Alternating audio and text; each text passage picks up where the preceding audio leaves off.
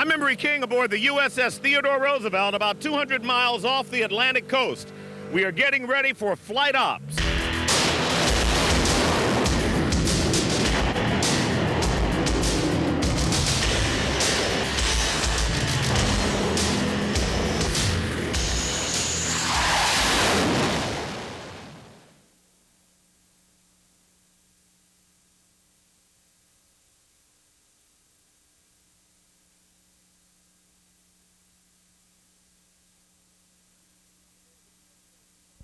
I'm Emery King aboard the USS Theodore Roosevelt, about 200 miles off the Atlantic coast. We are getting ready for flight ops. We're going to tell you about the relationship between this wonderful, massive ship and the Ryder Cup tournament at Oakland Hills.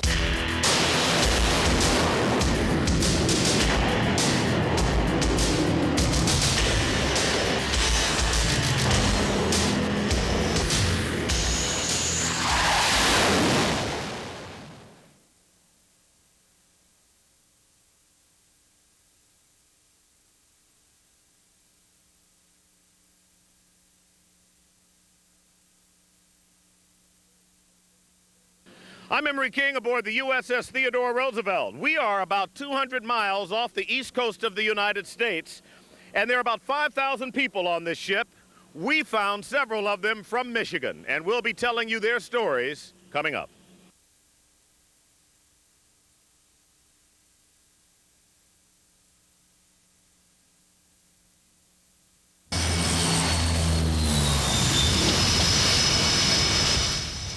It's a 100,000-ton carrier, reaches speeds well in excess of 30 knots. Tonight, we take you on board the USS Theodore Roosevelt. The vessel is home to thousands of young men and women defending our country. And Local 4's Emery King sails the seas with their unique stories and the only woman in charge. Flight deck crash. Flight deck warning. Sunrise over the Atlantic, and another day dawns on the USS Theodore Roosevelt. The flight deck comes alive quickly. Pilots and crews are on a 2-week training mission about 200 miles off the East Coast. The sights and sounds are overwhelming.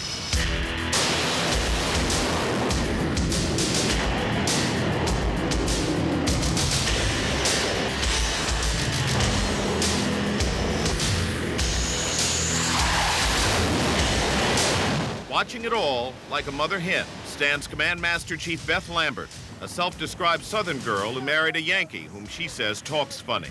She joined the Navy 24 years ago, and today is the first female to hold her rank on an aircraft carrier.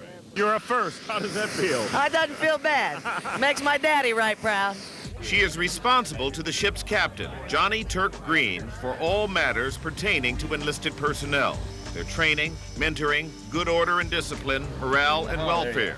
We have a ship's company of over 3,400 young men and women with the average age of 19 and a half. I have 19 and a half, you know, a young man or woman who was just in high school 6 months ago is up on the bridge right now driving the ship. In fact, 19-year-old Master Helmsman Van Dorst got her automobile driver's license just 2 years ago. Today, she steers this nuclear-powered 100,000-ton carrier around the world at speeds well in excess of 30 knots. Girlfriend, you awake over there? It wasn't so long ago that Beth Lambert was starting out too. And like these young seamen and women, Beth Lambert found direction, discipline, and opportunity she may not otherwise have enjoyed. She takes great pride in a Navy that has been self-critical and open to change. There was a day in the Navy where a man of color couldn't do anything but ship servicemen in the Navy. You know, luckily our country and our Navy has recognized that someone's ability is not connected to the color of their skin or what sex they happen to be. Her manner is easy and relaxed. You want to be on TV, baby? How you doing, CSC? How you doing? I'm all right. Look at these sharp sailors. You like these? She is totally comfortable and at ease in her environment. This is her world. A golf clinic by Oakland Hills Country Club pro Steve Brady finds her performing for the sailors, and they love her for it. What do you folks think about Master Chief here? Oh, she's one of the best Master Chiefs I had, for real. I've been through 3 of them, and she's the best one. What's so good about her? I think she is more interacting with the enlisted. And she comes out there and laughs and jokes with us, but at the same time, she keeps that authority where we know who she is, you know what I'm saying? We'll never forget that she is our, commander, our command master chief, So she kind of like a mother, but then again, a sister at the same time. She loves them. And this postscript, she loves Detroit too, which she recently visited. As a Southern girl, I had never been to Detroit before, and I don't know if I had preconceived ideas. It's a big major city in the north, but I was absolutely astounded. Detroit is our favorite city now. It sure is. That's wonderful. We're pretty down-home folks there. Yeah, there you go. Almost like you're from the South. There you go. Beth Lambert, who was a joy to meet, and we'll tell you more about the surprising connection between this incredible vessel and Metro Detroit in the days ahead as we continue our reports from the deck of the USS Theodore Roosevelt. Emery King, Local First.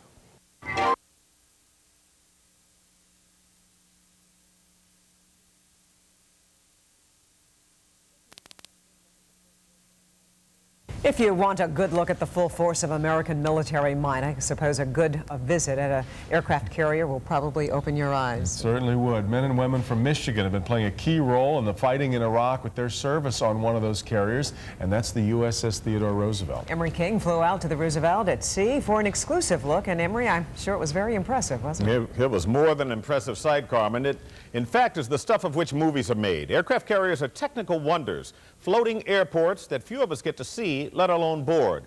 Well, my photographer, Cesar Gonzalez, and I had a rare opportunity to not only land and take off from the flight deck at sea, but to spend 2 days and a night on assignment aboard the USS Theodore Roosevelt, where we found more than a few Detroiters serving their country. Here are some quick facts. It is very big, the length of the Empire State Building. The flight deck is 4.5 acres. It weighs 100,000 tons, carries roughly 5,000 people and about 80 aircraft and tons of bombs and munitions and equipment we don't even know about. Entirely powered by 2 nuclear reactors, its top speed is classified, but we know it is capable of moving considerably faster than 35 miles per hour. Welcome aboard the USS Theodore Roosevelt, my friend. It's good to see you again. Lieutenant Commander Tom Pruzanowski of East Point, Michigan, is instrumental in all phases of the ship's performance. He runs the nuclear reactors. How did a kid from East Point end up here? I'll tell you, it's a long story, but nice and quick. Finished up at East Detroit High School, went to Wayne State for a little bit, joined the Navy. I've seen the world and have met great people like all these folks today. And he helps train other young Detroiters like Alan Tomkowiak from Oak Park, a Berkeley High School graduate and U of M engineering student who talked about the attack on Iraq. It was great for us to see the celebration in Baghdad, to know that we brought freedom to the people in Iraq, and even to see the celebrations back at home in Dearborn, Michigan. It just made it all worth it. This is the entrance to Chesapeake Bay, right here. Another young Detroiter, Justin Bradshaw, who grew up on 8 Mile, is the ship's quartermaster. What is a quartermaster? I deal with basically the ship's position, navigating the ship. Ah, so you get us there. Yes. The deck of an aircraft carrier is the most dangerous place in the world to work. There are a myriad of ways to be killed. Every takeoff and landing is carefully choreographed and communicated through elaborate hand signals. We flew in on a plane like this, called a COD. How do these planes stop at such high speeds? The approach is from this direction, and they hit one of these 4 cables that are strung across the flight deck. The landings are, in effect, controlled crashes. The perfect landing targets the third of 4 wires. We did not see one miss. Takeoffs are another story. We're on the flight deck. This F-18 is getting ready to take off. They're now getting the catapult ready. The catapult runs 310 feet and accelerates these big jets to 160 miles per hour in 2.5 seconds. A Cedar Point roller coaster is a cakewalk in comparison. When I see the pilots launching and recovering, it brings back a lot of memories. Another Detroiter, Vince Droulard of Royal Oak, is the ship's air boss. He is also a former F-14 pilot who knows firsthand what it's like to be thrown off the deck. No matter how much they prepare you, the first time you see the carrier, when you're in the aircraft and you see how small it is, you get really scared. Just 4 of many sons and daughters of Detroit serving their country who miss home very much. Hi, Mom. Hi, Dad. I love you all. and can't wait to go back home and see you guys. Detroit, it's good to see you again on board the USS Theodore Roosevelt. We're out here for you. God bless you. I want to say hello to my mom and dad, Al and Pauline Drulard. My dad just got out of the hospital at Beaumont, and he's doing great, and I'm very happy.